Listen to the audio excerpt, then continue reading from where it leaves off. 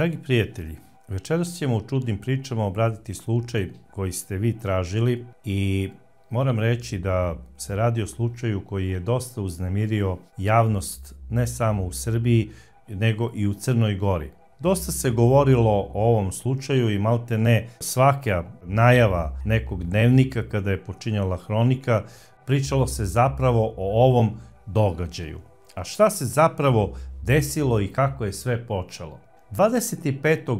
oktobra 2024. godine u 21 sat i 10 minuta zazvonio je telefon u bezbednosnom centru u Bijelom Polju i kada se policajac javio, sa druge strane je bila vidno uplašena žena koja je rekla: molim vas, ovde je Milanka Mačgalj, dođite hitno, ludak mi ubi brata. I onda su se čula još dva pucnja, posle toga je nastao muk. Međutim, dežurni policajac je odmah znao sa kog mesta je upućen poziv, jer je odlično poznavao Milenku Mačgalj. Ona je rođena u selu Sokolac koje se nalazi u blizini Bijelog Polja. Ona je rođena 1955. godine. U Sokolcu je završila četvorogodišnju školu, a osnovnu školu je završila u susednom selu Tomaševo. Kasnije je upisala trgovačku školu i završila je trgovački smer. Ona je ceo kasnije svoj radni vek provela u selu Tomaševo radeći kao trgovac. Bila je šef prodavnice i tamo je radila 35 godina, sve do svoje penzije. Čak je radila i koju godinu više i 2013. godine kada je otišla sa 57-8 godina u penziju, ona se vraća za Sokolac i tu na Sokolcu, kako oni kažu, otvara kafanu. I ona je držala od 2013. godine pa malte ne, evo, sve do svoje smrti. I policija je odmah krenula sa nekoliko vozila u pravcu njene kuće kako bi videli šta se tamo zapravo dešava, jer tačno su znali gde živi Milenka Mačgalj.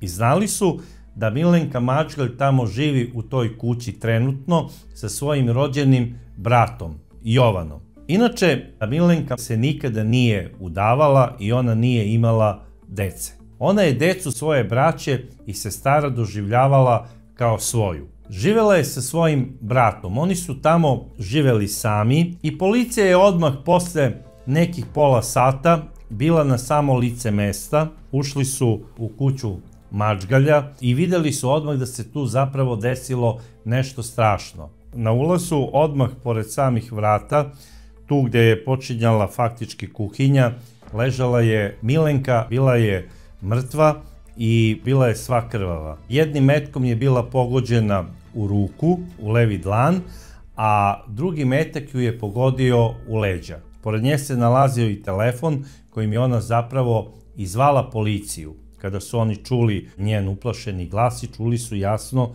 dva pucnja. Policija je odmah krenula da obilazi kompletan prostor, krenuli su i u susednu prostoriju i tamo su na kauču pronašli i njenog brata Jovana koji je ležao i takođe je bio mrtav i sav krvav. Preko puta kauča bio je prozor koji je bio polomljen. Policija je odmah utvrdila da je ubica koji je pucao kroz taj prozor stajao napolju i to je, da bi imao bolju preglednost, doneo neke betonske blokove koji su tu bili u blizini naslagani. I onda je stavio te betonske blokove, stao na njih i pucao. I svuda su okolo bile čaure. Milenka i njen brat Jovan su ubijeni u jednom strašnom zločinu koji se desio u 21 sat i 10 minuta 25. oktobra 2024. godine. I policija je odmah znala i ime ubice. Znali su tačno ko je izvršio ovo krivično delo. Zapravo odmah su bacili sumnju da je to mogao samo jedan čovek da izvrši ovo krivično delo. A ko je zapravo Jovan, rođeni brat Milenke Mačgalj? Inače, porodica Mačgalj Imali su još 3 brata i 2 sestre, znači njih je ukupno u porodici Mačgalja bilo 7 dece. Jovan Mačgalj je rođen 1960. godine u Bijelom Polju i on je završio samo osnovnu školu, bavio se poljoprivredom, oženio se onako na vreme, kako bi se to reklo, bio je mlad i dobio je 2 sina. Međutim, nije imao puno sreće u braku, dok su mu deca još bila mala. Jedan sin je krenuo u 1. razred, a drugi je još uvek bio mali, nije ni pošao u školu. Jovanu umire supruga i on ostaje udovac. On se posle toga nije ženio, ostao je da radi poljoprivredu, da školuje decu i njegova deca sada žive u Podgorici. Sada, kada su Jovanovi roditelji umrli, on je ostao sam da živi, jer su deca otišla za Podgoricu da bi tamo radili i živeli, a s obzirom da je njegova sestra tu u Sokolcu otvorila kafanu posle penzije i ona je u svoje slobodno vreme dolazila tu kod brata. I ovog vikenda je došla sa namerom kako bi u nedelju 27. oktobra napravili porodični ručak. Inače, Milenka je imala običaj da na dan Svete Petke napravi bolji ručak, jer to nije bila njihova krsna slava, njihova krsna slava je Aranđelovdan, ali ona je volela Svetu Petku i došla je ovaj vikend sa bratom taj praznik zajedno proslave. Međutim, ovo dvoje ljudi, zapravo sestra i brat, nisu imali sreće da te nedelje ručaju i da obeleže Svetu Petku, zato što upravo na taj dan u 14 časova oni su sahranjeni pored manastira u Sokolcu na seoskom groblju, jer su 25. u petak uveče ubijeni. I od tog 25. od 22 sata počinje faktički velika potera za njihovim ubicom. I sve vesti su objavile da se traži lice koje se zove Alija Balijagić. A ko je zapravo Alija Balijagić? Alija Balijagić je rođen 1959. godine u selu Potkrajci pored Bijelog Polja. I on je završio samo osnovnu školu, a imao je i kroz to školovanje kroz koje je išao psihičke probleme, kako su to odmah primetili učitelji i nastavnici, i on je totalno bio nezainteresovan za školu. Bio je jako loš đak i vrlo nasilan, često se tukao sa decom i onako bio je baš problematičan učenik. Nije služio ni vojni rok. On je u jednoj vanbračnoj vezi dobio i sina koji je sada punoletno lice i živi sada gde živi. To sad uopšte nije ni bitno za ovu priču, ali je bitno da spomenemo da je Alija Balijagić zapravo stari znanac ne samo policije u Bijelom Polju, nego bogami u čitavom regionu. I policije u Bijelom Polju i u Podgorici, a bogami i u Srbiji. Jer ovaj čovjek je izvršio bezbroj krivičnih dela zbog kojih je osuđivan ukupno 18 puta i ukupno je bio osuđen na 38 godina robije, a od toga je izdržao 32 godine, a onih 6 godina lufta između 32 i 38 su zapravo skraćenja koja je dobio u zatvoru zbog dobrog ponašanja. Jer kako su pričali ljudi koji su ga znali iz zatvora, on je u zatvoru bio jako tih, povučen i poslušan. On je samo bio nasilan kad je bio van zatvora. Kasnije vidjet ćemo mi i nad kim je on to bio uglavnom nasilan i pod kojim uslovima. A sada ću vam pročitati jednu hronologiju njegovih krivičnih dela, od kada je zapravo prvi put osuđen na 30 dana zatvora, kada je imao 21 godinu, pa sve do ovog trenutka kada je stavljen na crvenu Interpolovu poternicu zbog dvostrukog ubistva, o kome mi sada večeras i pričamo u ovoj emisiji.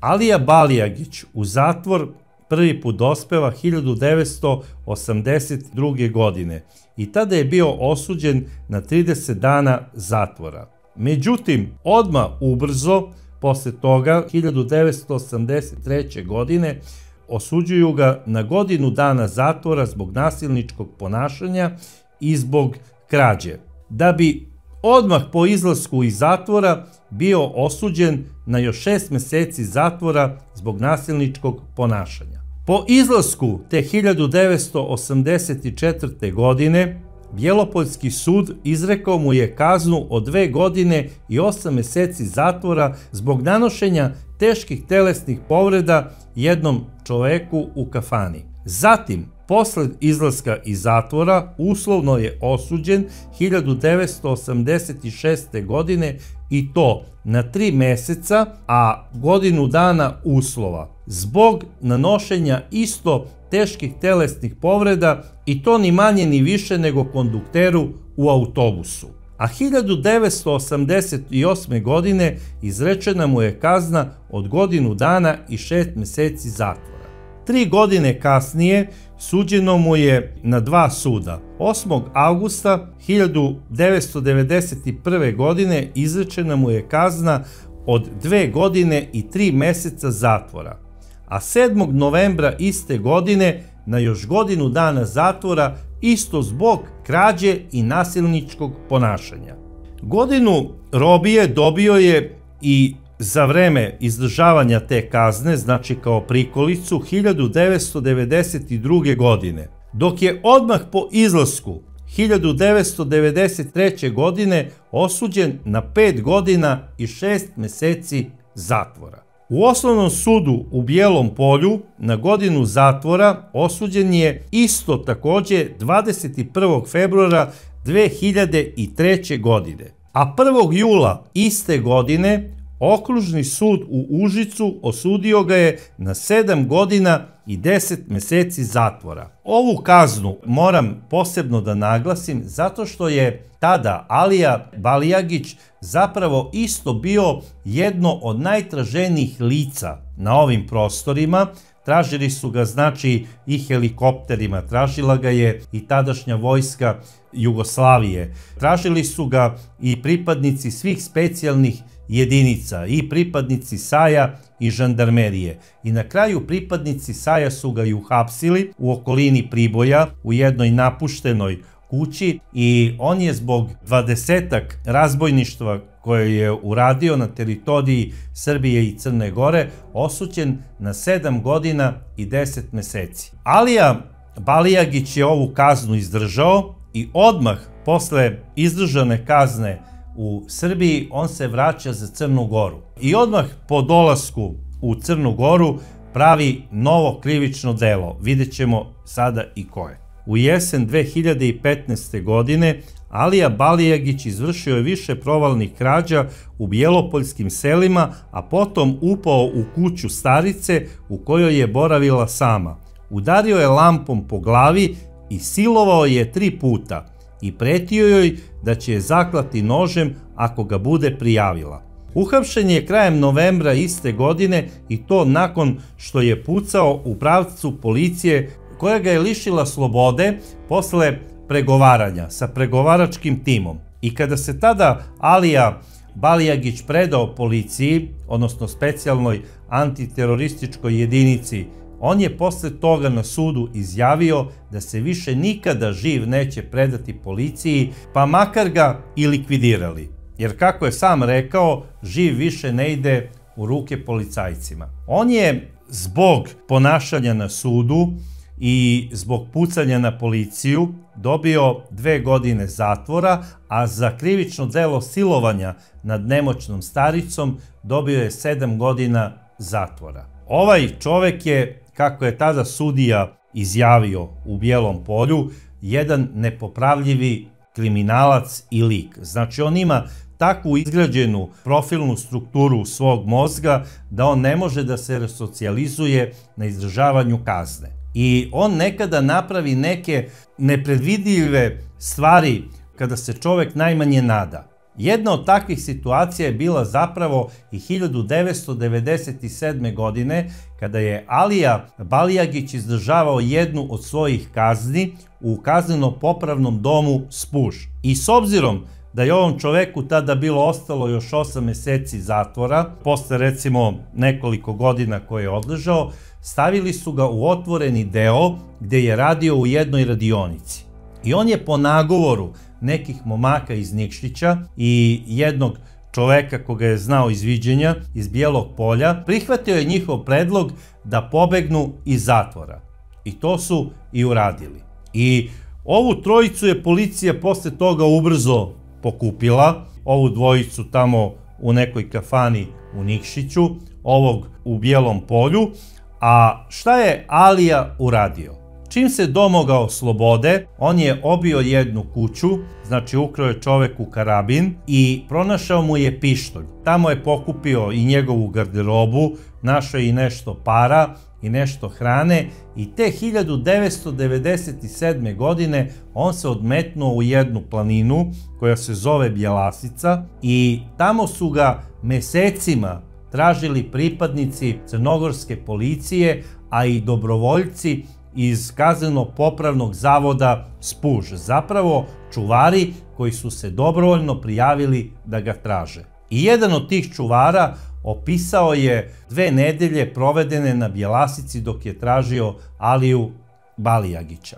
Rekao je da je ovaj čovek pravi gorski vuk, da je prava zver, da je on faktički navikao da živi kao životinja po tim planinama, da se odlično snalazi u takvim situacijama i u takvoj sredini. I valjda po tim KPZ-ima gde je boravio, stekao je i dobar vid komunikacije i postao je jako sposoban da laže na prvu ruku kada sretne čoveka nekog. Tako on naiđe i onako u maskirnom odelu, pošto se tada uglavnom nosilo to vojno maskirno odelo, sa karabinom i pištoljem, on se predstavi kao lovac koji je izgubio psa i krenuo je kao da ga traži.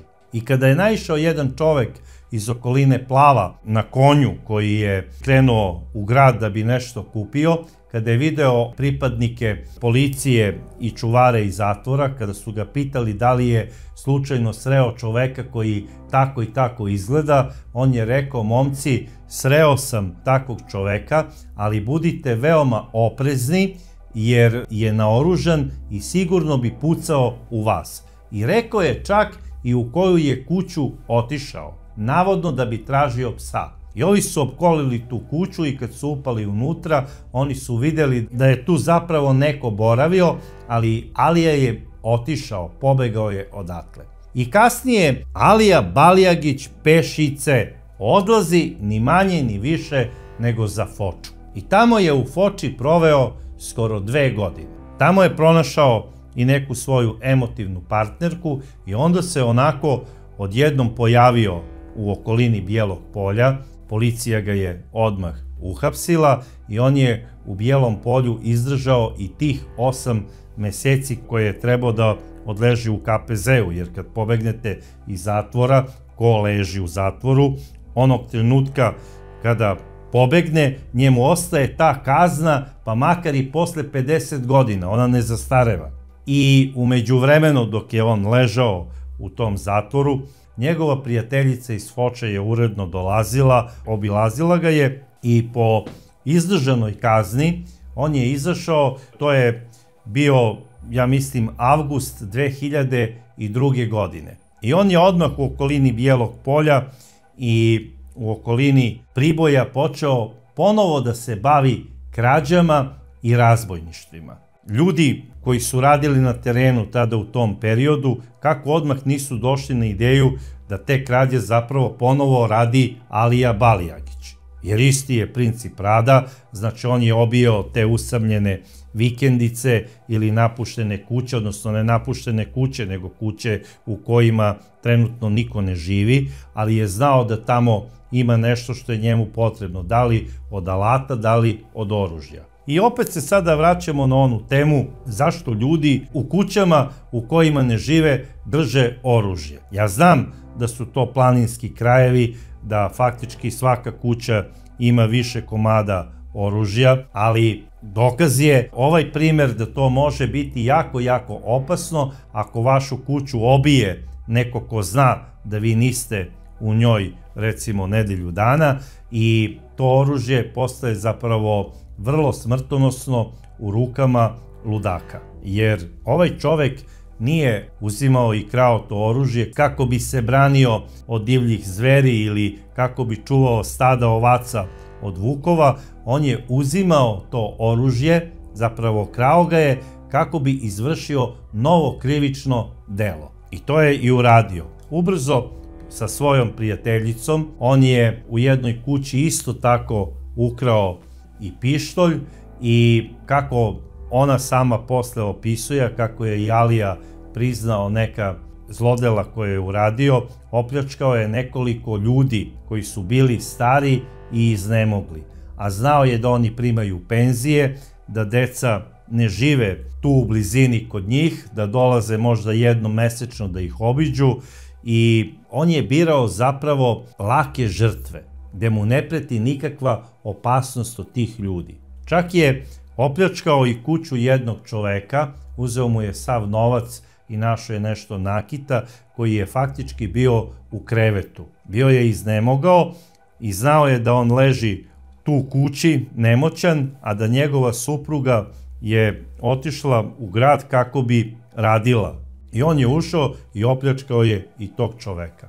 Možete da zamislite kakav je mozak imao ovaj monstrum. On je oduvek bio spreman da za sitan novac nekog maltretira, da ga ubije ili da ga siluje. U novembru 2002. godine Alija Balijagić je bio osumnjičen od strane nekih pripadnika policije da je ni manje ni više nego izvršio jedno monstruozno ubistvo u Priboju.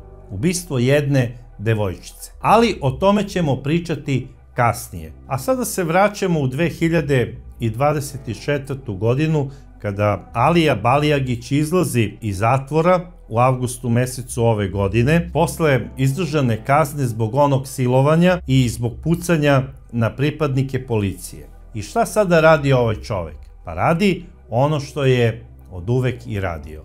Odmah je izvršio 20-ak provala kuća u okolini Bijelog Polja, Kolašina, Mojkovca, pa išao je sve gore do Berana, kako bi pronašao novac i stvari koje su mu potrebne. A pre svega uvek je voleo da krade oružje.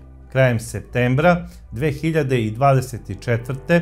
znači mesec i po dana posle izlaska iz zatvora, obija jednu kuću gde je uzeo veću količinu novca i ukrao je jednu lovačku pušku tipa bokerice i jedan lovački karabin. Ovaj čovek krade oružje i faktički počinje da živi kao odmetnik. 2 nedelje njega viđaju ljudi kako se kreću u okolini Bijelog Polja i prijavljuju ga policiji, bar tako oni tvrde.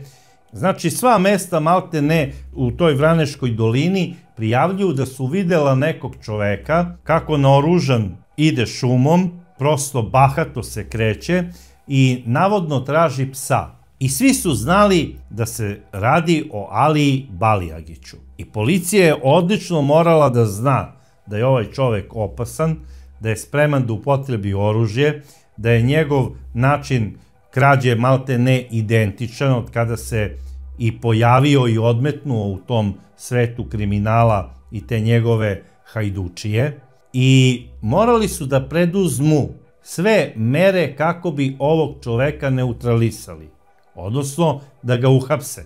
Jer znači opet ima bezbroj tih provala i krađa, naoružan kreće se, bukvalno se ponašao kao da je, čak je to i pričao u kafani, ovamo u Sokolcu dok je pio piće sa nekim ljudima, da on sebe doživljava kao Jusufa Mehonjića. To je jedan komita koji je bošnjačke nacionalnosti i koji je delovao u periodu od 1918. do 1925. godine u tom prostoru, koji je vezan za Sandžak, Albaniju i Kosovo. i glavni cilj borbe mu je bio stvaranje nezavisnog Sandžaka koji bi bio u sklopu nekakve velike Albanije. I na kraju krajeva Jusuf Mehonjić je i bio optužen da je ubio jednog prvaka iz okoline Kolašina, zapravo policijskog kapetana, 1924. godine, čuvenog Boška Boškovića. I da je ta njegova komitska ekipa napravila zasedu kako bi ga ubila, jer Boško Bošković je bio čovek koji je bio politički orijentisan da se stvori ne samo Kraljevina Srba, Hrvata i Slovenaca, nego je podržavao ideju nekih drugih vođa paravojnih jedinica, konkretno Koste Pećanca, podržavao ideju stvaranja Velike Srbije. I oni su sačekali Boška Boškovića, ubili su ga, barem tako piše istorija, i posle njegove sahrane, a i na samoj sahrani, dolazili su mnogi pripadnici i vođe tih paravojnih jedinica. Između ostalog, spominje se da je bio i sam Kosta Pećanac, koji je rekao da Boško Bošković mora biti osvećen, i nije se dugo čekalo, nažalost, uvek postoje te usijane glave,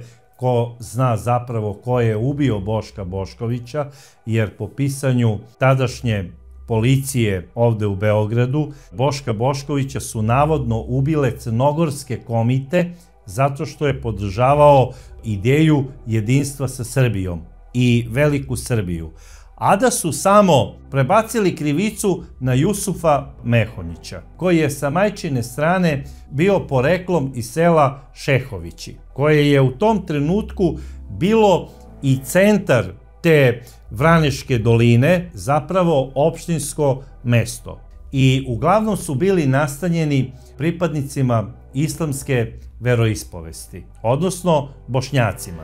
I šta se sada dešava? Šehovići bivaju napadnuti 9.11.1924. godine od strane radikalnih komita. Pretpostavljam da su tu bili i leteći odredi čuvenog Koste Pećanca, i oni su u Šehovićima po nekim pričama ubili oko 700 ljudi, a po nekim drugim izvorima koji su dolazili iz Istanbula, tada je navodno u Šehovićima ubijeno oko 2000 ljudi. Uglavnom mladića, žena, dece i staraca. I ova priča bi bila totalno zaboravljena da nije bilo Milovana Đilasa, čiji je otac učestvovao u ovom sramnom pokolju. I Milovan Đilas je, opisujući ovaj događaj, rekao da je ovo jedna od najvećih sramota koja se desila u Crnoj Gori i da je ovo jedna od najsurovijih krvnih osveta koje su se ikada desile u Crnoj Gori. A zašto je po Milovanu Đilasu ovo najmasovnija krvna osveta koja je urađena u Crnoj Gori ikada? Zato što je ubijen jedan ogroman broj ljudi, varošice Šehović, i to je urađeno zbog osvete, odnosno zbog smrti Boška Boškovića. I šta je tu interesantno? Bez obzira što je tu stradao ogroman broj ljudi, ono što je najporaznije, nikada nije vođena istraga ko je počinilac i organizator tog ogromnog masakra, nikada niko nije odgovarao. Kako Milovan Đilas kaže, nema veće sramote u istoriji crnogorskog naroda. E sada, da li je Milovan Đilas preterao ili ne, ja mislim da nije, zato što smatram da je velika sramota da se upadne sa nekim paravojnim jedinicama i da se masakrira jedna čitava varoš. Apsolutno sam protiv svakog vida nasilja i protiv bilo kakve krvne osvete, ali pobiti nevine ljude u tako velikom broju, to je zapravo jedan nezamislivi zločin i za vreme nekih ratnih godina i dešavanja, kakva su recimo bila za vreme Balkanskih ratova, Prvi svetski rat ili Drugi svetski rat, ali za vreme mira, odnosno Kraljevine Srba, Hrvata i Slovenaca, da se to desi, a da recimo vojska i policija ne vrši nikakvu istragu u vezi toga, to je zaista velika sramota za tu državu. I smatram da je samim tim ta tvorevina, kraljevina Srba i Hrvata i Slovenaca pokazala u samom svom nastanku jednu veliku trulež u sebi i u svojim temeljima. E sada, Šehovići su se zvali Šehovići sve do 1952. godine. Od 1952. godine ovo mesto se po narodnom heroju Tomašu, legendarnom komandantu i narodnom heroju 4. bataljona Sandžačke udarne brigade, ovo mesto dobija ime Tomaševo. I to sada nije tako veliko mesto, ono ima svega oko 300 ljudi, ali u toj Vraneškoj dolini i dalje važi za jedno od onako živahnijih mesta i malte ne kao centar. I kao što sam i rekao, i pokojna Milenka je radila u tom mestu kao šef jedne prodavnice. I kada sada sagledamo kompletnu situaciju, kakve veze ima sada ovaj zločin Alije Balijagića kada je ubio Milenku i njenog brata, pa u principu i nema. Međutim, odmah neki ljudi koji žele da ubace zlu krv i da dignu to na viši nivo, oni su rekli da je Alija Balijagić zapravo pripadnik nekakvih proislamskih organizacija i da je on ove ljude ubio zato što tog dana je Skupština u Crnoj Gori donela da se u Tomaševu postavi spomenik povodom 100-godišnjice ovog masakra sa imenima i prezimenima svih koji su stradali u tom pokolju. Ne vidim zašto bi jedan maltene nepismen čovek, kakav je Alija Balijagić, organizovao faktički jedan teroristički incident povodom tog masakra.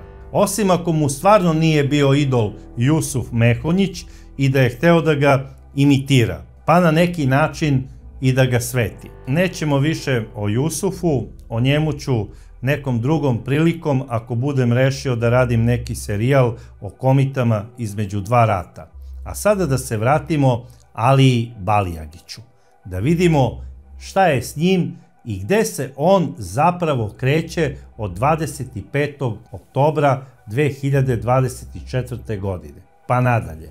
Zapravo Alija Balijagić je tog dana bio u kafani u Sokolcu. On je tamo pio piće i navodno je sa jednim svojim poznanikom razgovarao i rekao mu je da ima nameru da se totalno odmetne u planine. I posle tog razgovora on odlazi i obilazi kuću porodice Mačgalj. Dolazi tamo, oni su ga sačekali, to je bilo oko 18 časova, primili su ga u kuću, on je seo, dali su mu piće da popije, stavili su mezu, na kraju su svi zajedno večerali, pričali o nekim bitnim i nebitnim stvarima. I sve je to funkcionisalo na neki način kao da je eto jedna prijateljska večera. Međutim, kada je Alija Balijagić izašao iz njihove kuće, on je otišao do mesta tamo gde je ostavio oružje i uzeo je lovački karabin i vratio se do kuće Mačgalja sa namerom da ih likvidira. A zašto? Zato što je on znao da njega Milenka poznaje i da ga na kraju krajeva poznaje i Jovan. I plašio se da će sada odmah po izlasku oni da pozovu policiju i da ga prijave da je on bio kod njih. Jer on je već 15 dana na poternici crnogorske policije zbog serije krađa. I tog dana kada je bio u kafani i kada je popio tamo piće i kada je otišao do kuće Mačgalja, došla je policija kako bi ga tražila i privela u toj kafani u Sokolcu. Nekoga je tamo prijavio, ali mu je izgleda i neko javio da je bila policija. I to je kod njega najverovatnije izazvalo veliku uznemirenost. I onda se on čudio, a što su mene ovako oni lepo ugostili? Oni su sigurno hteli da ja budem što duže, kako bi policija imala vremena da dođe i da me uhapsi tu kod njih. Onda je on rekao, i kada sam uhapšen pre 9 godina, ono 2015. zbog onog silovanja, tada je Milenka isto bila vlasnica kafane i ona je sve znala. Možda je ona i tad učestvovala u nekom mom javljanju policiji gde se ja krećem. Jer u kafanu dolaze svi i pričaju svašta. A on se kao navodno namazao za sve te godine robijanja, 32 godine je imao zatvorskog staža i sada kao zna da svaki vlasnik kafane ili konobar radi za policiju. I kaže, mene niko nije mogao da ocinkari ni danas, nego recimo konobar iz kafane. I onda on dolazi sa lovačkim karabinom do njihovog prozora kako bi imao bolju preglednost na dešavanje unutra u samoj kući. On je i doneo nekoliko betonskih blokova koji su bili naslagani tu u blizini kuće i stavio ispod prozora. I onda je stao na one betonske blokove, pogledao je šta se dešava unutra, video je kako Jovan leži na kauču, kako gleda televizor, onda je on kroz staklo ispalio nekoliko hitaca i ubio nesrećnog Jovana. On nije ni bio svestan da je ubijen. Milenka je u tom trenutku radila nešto u kuhinji. Ona kada je čula te pucnjeve, taj prasak, ona je potrčala, videla je svog mrtvog brata, odmah je uzela svoj telefon sa stola, pozvala je policiju i rekla je, ovde Milenka, mačgalj, dušman mi ubi brata.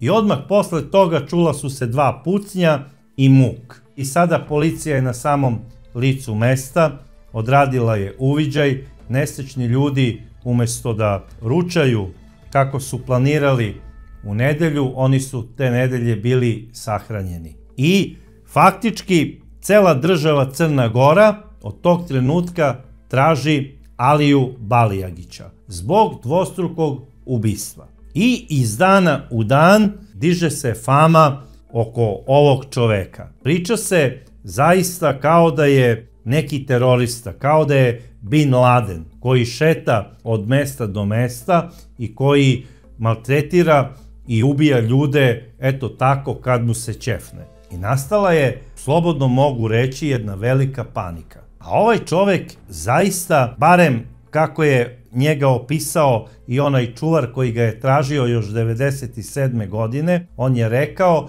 on je najsigurniji kada je sam, kada nema nikog pored sebe kao ortaka i uvek je najbezbedniji u svom mestu i na teritoriji koju dobro poznaje, kao svoj džep, a zapravo to je Bijelo Polje i okolina. I dao je savet crnogorskim specijalcima da ga tu i traže. I Crna Gora je uložila sve kako bi uhapsila Aliju Balijagića. I došla je policija sa termovizijskim kamerama, došla je policija sa dronovima, digli su helikoptere i nije došla samo policija, nego i crnogorska vojska. Sa one strane granice bilo je vanredno stanje. Tražio se odmetnik zvani Alija Balijagić. I čak su onda neki spomenuli, to je zbog onog spomenika što je trebao da bude postavljen u Tomaševu. Te to je sada zbog nekog sasvim drugog slučaja. Pa su onda spominjali kako sada ovaj čovjek ima i nekakve tobože spiskove i da će on sada po spisku da ubija jednog po jednog čoveka. Zapravo nastala je panika. A od 1. decembra 2024. godine panika je nastala i u Srbiji.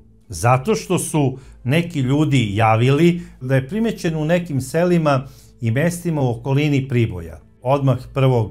decembra bio je hitan sastanak samog vrha MUP-a i lično je ministar naredio da se pošalju tamo jedinice žandarmerije i specijalne antiterorističke jedinice, zapravo SAI, sa najboljom opremom kako bi ovog odmetnika i bandita uhvatili i neutralisali na bilo koji način, da li da ga uhapse ili da ga eliminišu ako bude pružio otpor. I javljeno je svim ljudima preko sredstava informisanja da se radi o čoveku koji je jako opasan, koji je naoružan i koji puca na prvu i koji se neće predati. I sada možete da zamislite, svi su očekivali da će ovaj čovek biti likvidiran u nekoj policijskoj akciji. Prolazili su dani i dani. Samo se pričalo o Aliji Balijagiću. Slobodno mogu reći da je ovaj čovek potisnuo u drugi plan mnoga svetska dešavanja. Međutim, od njega ni traga ni glasa. Čak sam i ja učestvovao u nekim emisijama, na nekim televizijama, gdje sam pričao gdje bi mogao biti i kako je moguće uhapsiti ovog čoveka duha. Jer on je bukvalno tako predstavljen, da je čovek duh. Međutim, za mene Alija Balijagić nije ime koje sam prvi put čuo. Meni je zapravo ovo ime poznato, da budem precizan, od sredine ove godine. A zašto? Zato što sam uradio emisiju o pokojnoj Aleksandri Petrović koja je ubijena u Priboju 2002. godine. I neko je odgledao tu emisiju i stiglo je puno komentara navodno od različitih osoba da je ubica pokojne Aleksandre Petrović zapravo Alija Balijagić. Imenom i prezimenom kažu, pouzdano znamo da je to Alija Balijagić. On je ubio cepanicom devojčicu u podrumu, to je na kraju krajeva priznao u pribojskoj policiji, zapravo kada su ga uhapsili. Na kraju krajeva to je navodno priznala i neka njegova emotivna partnerka, koja je tada dok je on bio u Priboju, kada se desio ovaj strašni slučaj ubistva ove devojčice, i ona je doslovce navodno tada načelniku SUP-a Priboj i nekim operativcima iz Užica objasnila kako je njen emotivni partner ubio devojčicu. Od slova do slova. I gde je čak i bacio cepanicu koja je kasnije pronađena u Limu, sa tragovima kose i krvi pokojne i nesrećne Aleksandre Petrović. Međutim, ono što me čudi, taj događaj se desio 2002. godine, 25. novembra. 6 meseci posle toga, antiteroristička jedinica u okolini Užica hapsi Aliju Balijagića i on odlazi na 7 godina i 10 meseci zatvora, koje je robijao u Srbiji. Pa mu je tu stigla još neka prikolica i bio je on ohoho u zatvoru. I sve to vreme njega ima vlast u rukama. Zna gde je. On je na sigurnom mestu. U zatvoru je. Imaju cepanicu gde su tragovi DNK ne samo od nesrećne Aleksandre, nego i od ubice. Nikakva istraga zvanično nije sprovedena nad Alijom Balijagićem. Niti mu je rađen poligraf, niti je on saslušan zbog toga, niti mu je uzeta bilo kakva izjava. I evo, koristim ovu priliku da kažem, ako neko gleda iz MUP-a slučajno ovu emisiju, neka se pozabavi i slučajem Aleksandre Petrović, neka pitaju Aliju Balijagića sada, neka ga pošalju na poligraf. Da li je on ubio možda ovu devojčicu? Međutim, ja lično mislim da nije. Jer sva ta priča deluje nebulozno, kako je ispričala ta tadašnja njegova emotivna partnerka. Ako je zaista to ispričala. Ona je ispričala da je navodno njen emotivni partner Alija otišao u tu zgradu gdje je živela ova devojčica kako bi mokrio. I da posle toga ona je sedela na nekoj klupi i posmatrala je ulaz čekajući da njen partner dođe iz te zgrade i ona je primetila kako u zgradu ulazi neka plavokosa devojka. A 3 minuta posle toga izlazi njen Alija, dolazi do svoje prijateljice, ona ustaje, hvata ga pod ruku, oni tako šetaju pored Lima i on u jednom trenutku raskopčava onu svoju bundu i vadi neku cepanicu koju ubaca u Lim. I tu je navodno cepanicu kasnije ona i prepoznala u policiji, mislim malo nebulozno. Međutim, priču koju sada pričam, to je izjavio jedan načelnik. Ali drugi načelnik koji je pričao tu priču mnogo godina ranije, nije ispričao takvu priču i nigdje ne spominje Cepanicu. Cepanica je zaista pronađena. On priča drugu priču i ne spominje Cepanicu. I on je rekao kako su njih dvoje sedeli na klupi koja je i opisana sa njene strane kao u fazonu naslon je polomljen. Mislim, tačno koje ono drvo od naslona je polomljeno, sve ona to kao navodno opisala i kaže u tom trenutku su primetili devojku kako prolazi ispred njih i kako ulazi u zgradu. A onda je Alija ustao i rekao je, meni se sviđa ova devojka i kaže moram da uriniram. I otišao je za njom u zgradu i posle toga je izašao i otišli su negde. Ali po priči te žene, Alija je kod sebe imao pištolj i sada ne uklapa mi se način na koji je ova devojka ubijena te večeri u podrumu sa načinom izvršenja krivičnih dela koje zapravo po nekom ključu radi Alija već godinama i ne menja taj sistem rada. On u svom tom nasilju nikada nije napadao mlade ljude. On je samo birao žrtve koje ne mogu da mu pruže otpor. Znači stare i nemoćne. Drugo, ulazi u nepoznatu zgradu. Njemu zgrade nisu bile objekti gde je on operirao.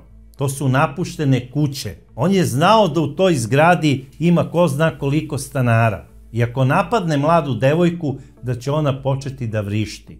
I ko zna koliko će muškaraca, mladih i jakih, izaći iz svojih stanova, koji će ga prebiti tamo i pozvati policiju. A on je već u tom trenutku na poternici MUP-a zbog nekih pljački po Crnoj Gori i u Srbiji. Navodno. Drugo, mlada Aleksandra je ubijena sa 28 udaraca cepanicom u lice. I to ukazuje na to da je taj neko ko je hteo da ubije Aleksandru nju ubio iz neke posebne mržnje. Malte ne do te mere da je morao da uništi to lice, koje više ne može da gleda od mržnje. Alija Balijagić tu devojčicu uopšte nije ni poznavao. I treće, neshvatljivo mi je da bilo ko od policajaca, od statusa pozornika pa do recimo načelnika uprave kriminalističke policije, čuje ovakvu izjavu od neke emotivne partnerke, nekog bandita koji je navodno ubio neku devojčicu i da on sutradan bude u njegovim rukama, a i ne mora da bude u njegovim rukama. Znači ima informaciju koju odmah mora da stavi na papir i tu informaciju neko mora da potpiše.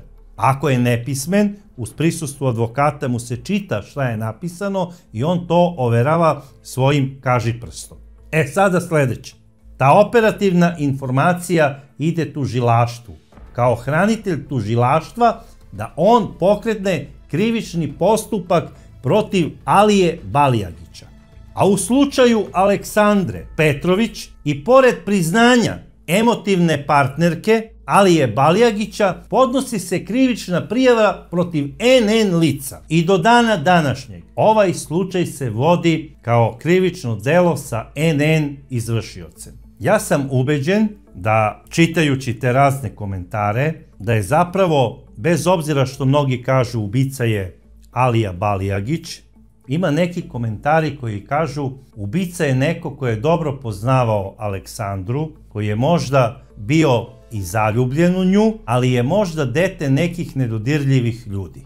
Ja sada ne znam ko su deca nedodirljivih ljudi. Spominje se čak i neki dečko pod konspirativnim imenom Marko, koji je navodno posle tog događaja, posle nekoliko godina, pobegao iz zemlje. Zaista ne znam da li postoji dečko sa takvim imenom i da je njegov otac nedodirljiv iz ovog ili onog razloga. Ali ono što znam, ne postoje savršeni zločini, da se razumemo, postoje samo loše istrage. Da li je to slučaj Aleksandre Petrović ili možda Jelene Marjanović ili je to slučaj malog Đorđa Izmailovca, u tom čitavom lancu nerešenih slučajeva postoji zapravo jedan beskrajni lanac loše odrađenih i sprovedenih istraga. Sada opet imaju u rukama Aliju Balijagića, pa neka mu postave i pitanje na poligrafu da li je uopšte čuo za Aleksandru Petrović i da li ima bilo kakve veze sa njenom smrću. Bez obzira da li je ubio ili ne devojčicu, možda je ušao da vidi o čemu se radi i možda je baš on skinuo njene bele čarapice, jer kao što znamo, ubica je odneo njene čarapice. A mi da vidimo kako je zapravo Alija Balijagić i došao u ruke policije. Od 25.10. pa do trenutka kada je sigurno viđen na teritoriji Srbije, sve su znači do tada bile pretpostavke da je on prvog prešao u Srbiju. Prvo sigurno prijavljivanje Alije Balijagića je od strane jedne žene, koja je rekla da je Alija Balijagić ušao u njenu kuću, da je tražio vodu, da se predstavio kao lovac koji je izgubio psa i da je čak i pitao gdje se nalazi neko mesto, kao sada on ne zna da se snalazi dobro u tom kraju i kako treba tamo da se nađe sa prijateljima. Žena ga je počastila, odnosno dala mu je i hleb, dala mu je da jede. Po načinu kako je jeo, ona kaže, ja sam primetila da je ovaj čovek gladan. Ponudila sam mu i da ponese hranu, međutim on je rekao da ima hrane, da mu je najbitnije samo da pronađe svog psa. Kada ga je ona uputila, navodno, tamo gde je on hteo, ona mu je namerno rekla, ideš u tom pravcu, pa onda sada umesto da skreneš desno, skreneš levo, to su one stare fore, ali ona to odmah prijavila policiji. I policija je bila ubeđena da se radi o Aliji Balijagiću. I kada su pokazali ovoj ženi sliku, ona je odmah rekla da, to je on. A odmah posle 2 sata javlja se i čovek koji je sreo Aliju Balijagića. I rekao je ide u pravcu tog i tog mesta i čak je rekao ime i prezime čoveka i kaže tamo on ima svoju vikendicu, otišao je u pravcu njegovog imanja. I sada je policija znači sklopila totalno obruč oko samog Alije Balijagića, otišli su do tog mesta, odnosno do te vikendice, posmatrali su specijalnim dvogledima, pratili su situaciju i u jednom trenutku se pojavio i sam Alija Balijagić. Čekalo se samo naređenje da se izda specijalcima da bi ga oni likvidirali, jer to je najbezbednije. Međutim, vođa tima rekao je da je pre svega prioritet da se pokuša da se Alija Balijagić onesposobi i uhapsi živ. Oni su odredili vreme kada je to najbolje i rekli su, bez obzira što je krenula mećava, počeo je da pada veliki sneg, 20. novembar je u pitanju, 27. dan potrage za Alijom, policija je odredila vreme hapšenja i rekli su da to bude noć između 20. i 21. novembra. I tačno u 3 časa i 5 minuta ujutru, 21. novembra, pripadnici specijalne antiterorističke jedinice upali su i kroz prozor, a i na vrata ovog objekta. I zatekli su tamo Aliju Balijagića u snu. On prosto nije ni uspeo da se probudi, specijalci su mu već stavili lisice na ruke i izveli su ga napolje. Naravno, tu je bio i tim, odnosno ekipa koja je sve to snimala. Alija Balijagić je bio u toploj sobi, imao je tu i nekog malog psa koji je bio sa njim u sobi.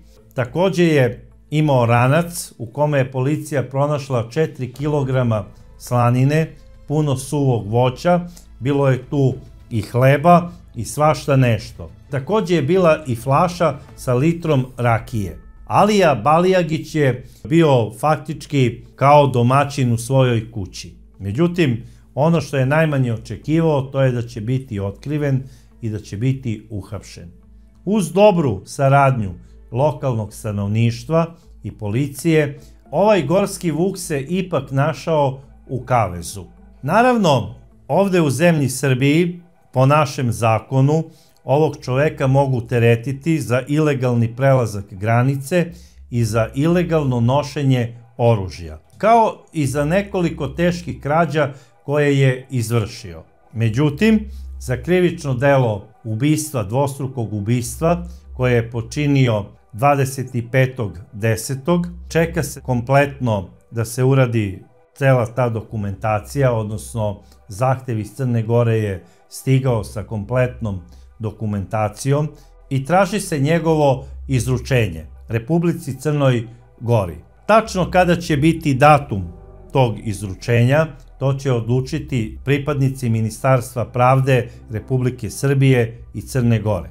Po meni, ovo je bio jedan događaj koji je zaista strašan, međutim mediji su od njega napravili Michaela Myersa. Nije mi jasno, ako je to zaista tačno, da je građanstvo Crne Gore podnelo oko 15 prijava, da su videli Aliju Balijagića na teritoriji Crne Gore pre nego što se desilo ovo ubistvo i da su rekli tom i tom čoveku je ukrao 2 puške, ide od sela do sela i teroriše ljude, otima novac, preti, govori kako će da ubije prvog čoveka koji mu bude pružio otpor. I policajci kažu ne, mi smo prvu prijavu dobili 25.10. Sada ili laže 20 ljudi da je podnelo prijave, ili te prijave niko nije uzeo na zapis. Ja sada ne znam šta je tu istina. I ono što znam, to je da je porodica Mačgalj podnela krivičnu prijavu protiv načelnika bezbednosti za sever Crne Gore, jer su rekli da su svojim nečinjenjem pripadnici MUP-a Crne Gore doprineli da se desi ubistvo članova njihove porodice. Malte ne su, pored Alije Balijagića, pripadnike MUP-a prozvali sa izvršiocima u ovom krivičnom delu, zbog svog nečinjenja. Ako je to zaista tačno, neshvatljivo mi je da pripadnici policije u Crnoj Gori nisu odmah preduzeli sve moguće radnje kako bi se ovaj čovek uhapsio ili neutralisao na bilo koji način, jer su znali da je samo nekoliko meseci pre ovog događaja izašao iz zatvora u kome se nalazio zato što je silovao nesrećnu staricu. Ispalo je kao da se njega svi boje. A na kraju, kad je uhapšen, on se malte ne ponašao kao neki jadan, iznemogli stariji čovek, što na kraju krajeva i jeste tako. Sada, daleko od toga da ljudi uzimaju pravdu i zakon u svoje ruke. Ja sam ubeđen da MUP Crne Gore itekako ima dobre specijalne jedinice i da oni mogu da odrade bilo koji posao što se tiče bezbednosti. Samo neko treba da im naredi. Ovde je neko zatajio. Jedina institucija koja u ovakvim trenucima može da pomogne ljudima, to je policija i vojska. I narod ne sme da gubi poverenje u ove institucije. Kao što smo i videli da nije bilo saradnje između lokalnog stanovništva i policije, ne bi ni uhapsili Aliju Balijagića. Nije on uhapšen zato što je tog dana pao prvi sneg, pa je zver ostavila svoje tragove. Ne, Alija Balijagić je uhapšen zato što je data tačna informacija gde se nalazi.